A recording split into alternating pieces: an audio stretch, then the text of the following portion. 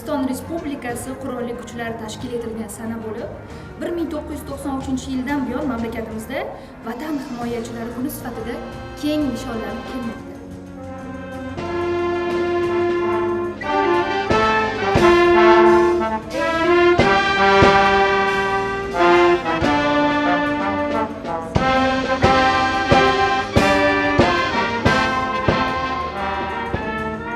Sizlarni barchangizni O'zbekiston Respublikasi Qurolli Kuchlari tashkil etilganligining 34 yilligi hamda bugungi 14-yanvar Vatan himoyachilari kuni bilan samimiy tabriklayman.